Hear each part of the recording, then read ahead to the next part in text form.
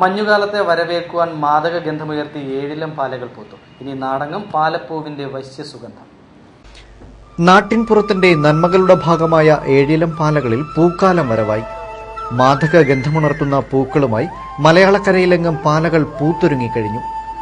തുലാവിഷുവത്തിലെ സമരാത്ര ദിനവും കടന്ന് സൂര്യൻ ദക്ഷിണായനത്തിലേക്ക് പ്രയാണം ആരംഭിക്കുമ്പോഴാണ് പാലകൾ പൂത്തു തുടങ്ങുന്നത്. കേരളത്തിൽ ഇക്കാലത്ത് പ്രകൃതി മഴക്കാലം കഴിഞ്ഞ് മഞ്ഞുകാലത്തിലേക്ക് ഋതുസംക്രമണം നടത്തും. പകലുകൾക്ക് ദൈർഘ്യം കുറയുകയും രാവേറുകയും ചെയ്യുന്ന ശൈത്യകാലത്ത് രാവുകളുടെ നിറസുഗന്ധമായി പാലപ്പൂമണം ഒഴുകി നിറയും.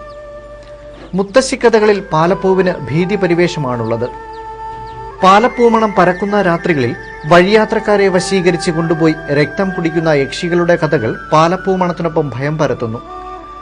ഏഴിലം പാലയ്ക്ക് ആ പേര് ലഭിച്ചത് ഒരിതളിൽ 7 ഇലകൾ ഉള്ളതുകൊണ്ടാണ്.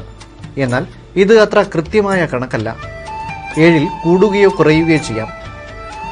ഏഴിലം പാല, കുടപ്പാല, കുരട്ടുപാല എന്നിങ്ങനെ വിവിധയിനം പാലകൾ കേരളത്തിലുണ്ട്. ഇവയിൽ മിക്കവയും ഔഷധ ഗുണമുള്ളവയാണ്. പൂക്കൾ വശ്യ സുഗന്ധിയുമാണ്. അപ്പോസനേസി എന്ന സസ്യകുടുംബത്തിലെ അംഗമാണ് ഏഴിലം പാല. അൾസ്റ്റോണിയസ് സ്കോളാരിസ് എന്നാണ് ശാസ്ത്രനാമം. ഇതിന്റെ പൂക്കളിൽ അടങ്ങിയിരിക്കുന്ന ആൾസ്റ്റോണിൻ എന്ന ആൽക്കലോയിഡാണ് മാദകഗന്ധത്തിന് കാരണമെന്ന് സസ്യശാസ്ത്രത്തിന്റെ വിശദീകരണം. കവികളുടെയും കലാകാരന്മാരുടെയും ഭാവനയെ തഴുകിയുണർത്തുവാൻ പാലപ്പൂ ഗന്ധത്തിന് കഴിഞ്ഞിട്ടുണ്ട്. മേഘങ്ങളെ ആകർഷിച്ചു നിർത്തുവാൻ കുടജകുസുമത്തിന് ആവുമത്രേ. കുടപ്പാലപ്പൂക്കളുടെ പ്രത്യേകതയെപ്പറ്റി കാളിദാസൻ മേഘസന്ദേശത്തിൽ പറയുന്നുണ്ട്. വിരഹാർത്ഥനായി രാമഗിരി ആശ്രമത്തിൽ കഴിയുന്ന യക്ഷൻ ഒരുപിടി കുടപ്പാലപ്പൂക്കൾ വാരി മേഘങ്ങൾക്ക് അർച്ചന നടത്തിയ ശേഷമാണ് തന്റെ പ്രേയസിക്കുള്ള സന്ദേശം അവയ്ക്ക് ഏൽപ്പിക്കുന്നത്. പാലപൂത്ത പരിമളമെത്തുന്ന രാവുകളിൽ മന്ദം മന്ദം സ്പന്ദനം പൊടിക്കുന്ന അസ്ഥിമാടത്തെപ്പറ്റി കവി ചങ്ങമ്പുഴയും പാടി.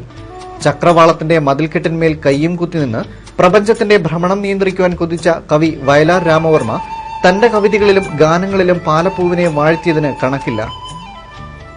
മലയാള സിനിമയിലെ ഗന്ധർവ സാന്നിധ്യമായിരുന്ന പത്മരാജൻ ഞാൻ ഗന്ധർവൻ പോലെയുള്ള സിനിമകളിൽ പാലപ്പൂവിനെ അതിമനോഹരമായി ദൃശ്യവൽക്കരിച്ചിട്ടുണ്ട്.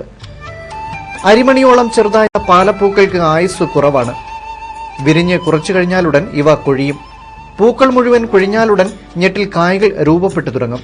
കാഴ്ചയിൽ പയറിനെ അനുസ്മരിപ്പിക്കുന്ന ഇവയെ സമ്മാനമായി നൽകി വസന്തം പാലമരക്കൊമ്പുകളോട് യാത്ര പറയും. ഏതായാലും പാലകൾ ഇപ്പോൾ ഒരു വസന്തത്തെ കൂടി സ്വീകരിച്ച് ആനയിക്കുകയാണ്.